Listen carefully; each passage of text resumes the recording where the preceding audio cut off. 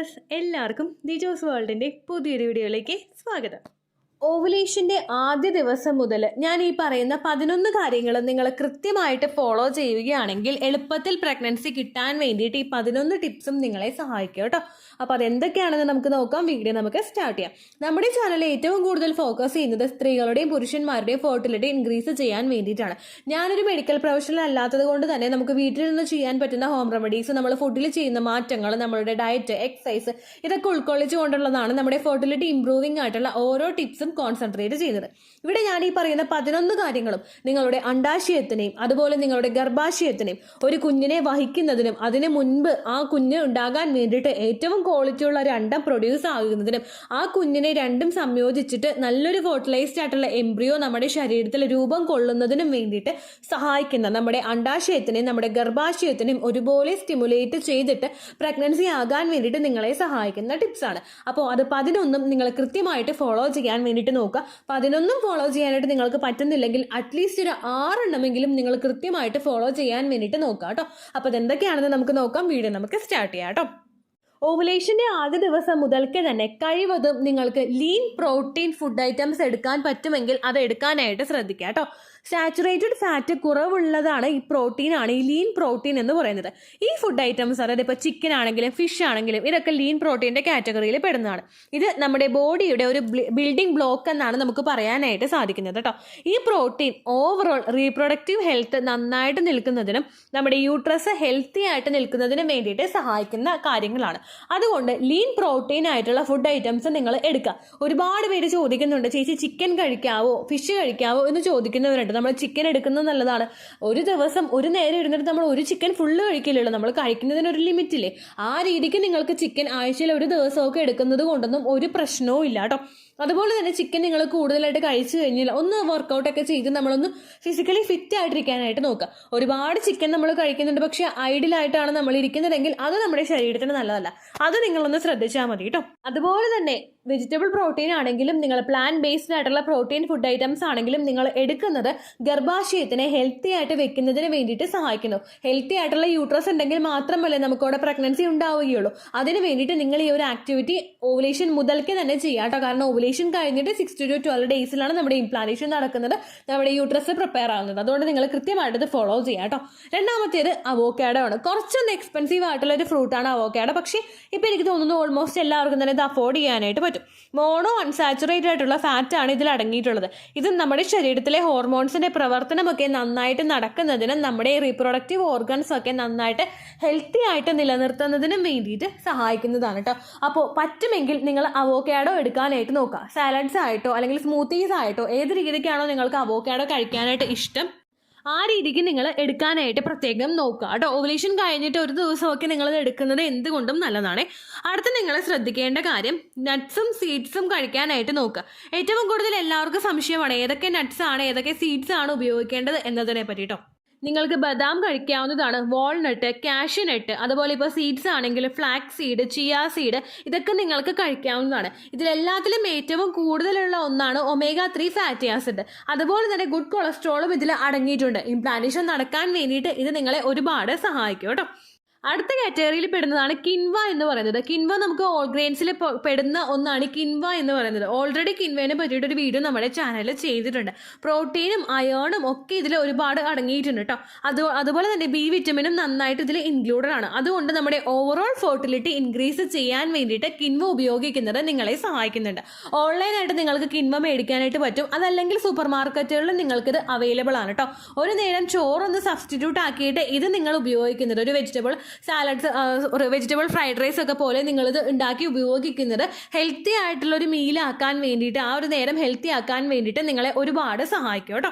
ഒരുപാട് ഡോക്ടേഴ്സ് ഇതുപോലെ ഡയറ്റ് പറഞ്ഞു കൊടുക്കുന്നുണ്ട്. കാര്യം ഇങ്ങനെ പറഞ്ഞു കൊടുക്കുന്നത് ഇപ്പോൾ ഓവുലേഷൻ IVF കഴിഞ്ഞിട്ടാണെങ്കിലും ഡയറ്റ് പറഞ്ഞു കൊടുക്കുന്ന ഡോക്ടേഴ്സ് ഉണ്ട്. അത് നമുക്ക് ഇംപ്ലാന്റേഷൻ നടക്കാൻ വേണ്ടിയിട്ട് നമുക്ക് ചുറ്റുമുള്ള എല്ലാം നമ്മളെ ഹെൽപ്പ് ചെയ്യും എന്ന് പറയാൻ വേണ്ടിയിട്ടാണ്. നിങ്ങൾക്കിതൊക്കെ അറിയാലോ എന്ന് വിചാരിച്ചിട്ട് നിങ്ങൾ സ്കിപ്പ് ചെയ്ത് പോകരുത്. കാരണം ഇത് അറിയാത്ത ഒരുപാട് പേരുണ്ട്, ഇത് അറിഞ്ഞിട്ടും ഇത് പ്രാവർത്തികമാക്കാത്ത ഒരുപാട് പേരുണ്ട് കേട്ടോ. അവർക്കൊക്കെ വേണ്ടിയിട്ടാണ് ഒന്നും കൂടി എക്സ്പ്ലെയിൻ ചെയ്യുന്നത്. അടുത്തതാണ് ഒലീവ് ഓയിൽ. ഒലീവ് ഓയിലിനെ പറ്റിയിട്ടും ഓൾറെഡി ഒരു വീഡിയോ നമ്മുടെ ചാനലിൽ ചെയ്തിട്ടുണ്ട് കേട്ടോ. നമ്മുടെ ഹാർട്ട് ഹെൽത്തി ആക്കി വെക്കുന്നതിനും ഹോർമോൺ ബാലൻസ് നന്നായിട്ട് കൊണ്ടുപോകുന്നതിനും റീപ്രൊഡക്റ്റീവ് ഹെൽത്ത് നന്നായിട്ട് ഉണ്ടാകുന്നതിനും വേണ്ടിയിട്ടൊരു സപ്പോർട്ട് കൊടുക്കുന്നതാണ് ഈ ഒലീവ് ഓയിൽ എന്ന് പറയുന്നത്. കുക്കിങ്ങിന് വേണ്ടിയിട്ട് ഒലീവ് ഓയിലൊക്കെ ഉപയോഗിക്കുന്ന ആളുകളുണ്ട്. സാലഡ്സിലൊക്കെ ഒലീവ് ഓയിൽ ചേർത്തിട്ട് കഴിക്കുന്നവരുണ്ട്. അതുപോലെ തന്നെ നമുക്ക് ഒലീവ് ഓയിൽ ഉപയോഗിച്ചിട്ട് മസാജും ചെയ്യാവുന്നതാണ്. ഓൾറെഡി അതിൻ്റെ ഒരു വീഡിയോ നമ്മുടെ ചാനലിൽ കൊടുത്തിട്ടുണ്ട്. ദിജൂസ് വേൾഡ് ഒലീവ് ഓയിൽ എന്ന് പറഞ്ഞ് ടൈപ്പ് ചെയ്ത് കഴിഞ്ഞാൽ നിങ്ങൾക്ക് ആ വീഡിയോ കാണാനായിട്ട് സാധിക്കും. അതും നിങ്ങൾ കൃത്യമായിട്ട് ഫോളോ ചെയ്യാനായിട്ട് ശ്രദ്ധിക്കുക കേട്ടോ. അടുത്തതാണ് നമ്മുടെ ഇലക്കറികൾ എന്ന് പറയുന്നത്. ഇതിലെല്ലാം തന്നെ അയണും കാൽസ്യം ഫോളേറ്റും ഒക്കെ അടങ്ങിയിട്ടുണ്ട് കേട്ടോ. നമ്മുടെ ബോഡിയുടെ ഒരു ആൽക്കലൈൻ ബാലൻസ് നന്നായിട്ട് ഉണ്ടാകുന്നതിന് വേണ്ടിയിട്ട് സഹായിക്കുന്നതാണ് ഈ വെജിറ്റബിൾസും അതുപോലെ ഗ്രീൻ ലീഫി ആയിട്ടുള്ള വെജിറ്റബിൾസും കേട്ടോ.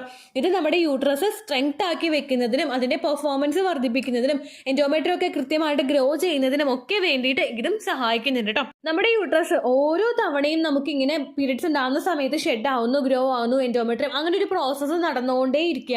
അപ്പോൾ അതുകൊണ്ട് അതൊക്കെ ഒന്ന് ക്ലീൻ ചെയ്യുന്നതിനും ആ ഒരു എൻവയോൺമെന്റ്, യൂട്രസിന്റെ ഒരു എൻവയോൺമെന്റ് നന്നായിട്ട് വെക്കുന്നതിനും ഇത് സഹായിക്കുന്നുണ്ട് കേട്ടോ. ഒരുപാട് പേര് നമ്മുടെ ചാനലിൽ പറഞ്ഞിട്ടുണ്ട്, ചേച്ചി ഡിയാൻസ് ചെയ്തിട്ട് ഞങ്ങൾ പ്രഗ്നന്റ് ആയെന്ന്. കുഞ്ഞുണ്ടായിട്ട് ഡിയാൻസ് ചെയ്തതല്ല, യൂട്രസ് ഒന്ന് ക്ലീൻ ചെയ്യാൻ വേണ്ടിയിട്ട് ഡിയാൻസ് ചെയ്തിട്ട് പ്രഗ്നന്റ് ആയി എന്ന് പറയുന്ന ഒരുപാട് പേരുണ്ട് കേട്ടോ. ആ ഒരു എഫക്റ്റ് യൂട്രസിനെ ഒന്ന് സ്റ്റിമുലേറ്റ് ചെയ്യുന്നതിനും കുഞ്ഞിനെ വഹിക്കാനായിട്ട് ഗർഭാശയത്തെ പ്രിപ്പയർ ചെയ്യുന്നതിനും ഈ ടിപ്സൊക്കെ ഒരുപാട് സഹായിക്കുന്നുണ്ട് കേട്ടോ. അടുത്തതാണ് ബെറീസ് എന്ന് പറയുന്നത്. ബെറീസിന്റെ കാറ്റഗറിയിൽ പെടുന്ന സ്ട്രോബെറി ആണെങ്കിലും റാസ്ബെറി ആണെങ്കിലും ബ്ലൂബെറി ആണെങ്കിലും ഇതും നമ്മുടെ ഫെർട്ടിലിറ്റി ഇൻക്രീസ് ചെയ്യാൻ വേണ്ടിയിട്ട് സഹായിക്കുന്നതാണ്. ആന്റി ഓക്സിഡൻസ് റിച്ച് ആയിട്ടുള്ള ഇവയെല്ലാം തന്നെ ഇംപ്ലാന്റേഷൻ നടക്കുന്നതിനും അതുപോലെ യൂട്രസിനകത്ത് ഇപ്പോൾ ഫൈബ്രോയിഡോ അല്ലെങ്കിൽ എൻഡോമെട്രിയോസിസ് പോലുള്ള കണ്ടീഷൻസ് ഉണ്ടാകുന്നത് പ്രിവെന്റ് ചെയ്യുന്നതിനും വേണ്ടിയിട്ട് സഹായിക്കുന്നുണ്ട് കേട്ടോ. ഓൾറെഡി ഫൈബ്രോയിഡ് ഉള്ളവർക്ക് അതിന്റെ ഗ്രോത്ത് പ്രിവെന്റ് ചെയ്യുന്നതിനും ബെറീസ് ഉപയോഗിക്കുന്നത് സഹായിക്കുന്നുവെന്ന് പറയപ്പെടുന്നുണ്ട് കേട്ടോ. അടുത്തതാണ് ഒമേഗ-3 ഫാറ്റി ആസിഡിന്റെ കണ്ടന്റ് അടങ്ങിയിട്ടുള്ള ഭക്ഷണങ്ങൾ. ഇതും നമ്മുടെ ശരീരത്തിലെ ഇൻഫ്ലമേഷൻ കുറയ്ക്കുന്നതിനും റീപ്രൊഡക്റ്റീവ് ഹെൽത്ത് നന്നായിട്ട് ഉണ്ടാകുന്നതിനും വേണ്ടിയിട്ട് സഹായിക്കുന്നതാണ് കേട്ടോ. ഒമേഗ-3 ഫാറ്റി ആസിഡ് ഓൾമോസ്റ്റ് നമ്മുടെ ഫിഷ് ഐറ്റംസിലും അതുപോലെ നട്ട്സിലും സീഡ്സിലും ഒക്കെ നന്നായിട്ട് അടങ്ങിയിട്ടുണ്ട് കേട്ടോ.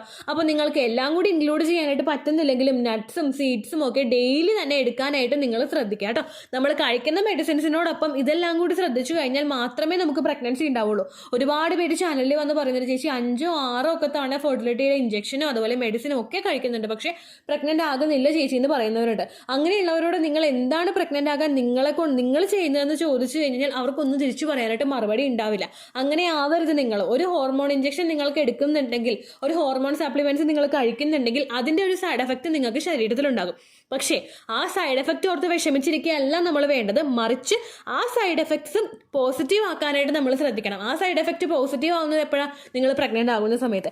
അതിന് വേണ്ടിയിട്ടുള്ള കാര്യങ്ങൾ നമ്മൾ നന്നായിട്ട് തന്നെ ചെയ്തു പോകണം കേട്ടോ. അടുത്തതായിട്ട് നിങ്ങൾ ഫോളോ ചെയ്യേണ്ട അല്ലെങ്കിൽ കഴിക്കേണ്ടത് ഡാർക്ക് ചോക്ലേറ്റ് ആണ്. ഓൾറെഡി കഴിഞ്ഞ ദിവസം ഞാൻ ഡാർക്ക് ചോക്ലേറ്റിനെ പറ്റിയിട്ട് ഒരു വീഡിയോ അപ്ലോഡ് ചെയ്തിട്ടുണ്ടായിരുന്നു. കണ്ടിട്ടില്ലാത്തവർ ആ ഒരു വീഡിയോ ഒന്ന് കണ്ടു നോക്കാം കേട്ടോ. ആന്റി ഓക്സിഡൻസ് നല്ലോണമുള്ള ഡാർക്ക് ചോക്ലേറ്റ് പീരിയഡ്സിന്റെ സമയം മുതൽക്ക് തന്നെ നമ്മൾ എടുക്കുന്നത് ഹെൽത്തി ആയിട്ടുള്ള ഒരു എഗ്ഗ് ഗ്രോ ആവുന്നതിന് വേണ്ടിയിട്ടും ഫെർട്ടിലൈസേഷനും ഇംപ്ലാന്റേഷനും നടക്കുന്നതിന് വേണ്ടിയിട്ടുള്ള ഒരു സപ്പോർട്ടും കൊടുക്കുന്നുണ്ട് കേട്ടോ. 10ാമത്തെ കാറ്റഗറിയിൽ നിങ്ങൾക്ക് ഉപയോഗിക്കാൻ പറ്റുന്നത് ഓൾ ഗ്രെയിൻ ആയിട്ടുള്ള മറ്റു പല പ്രൊഡക്ട്സ് ആണ്.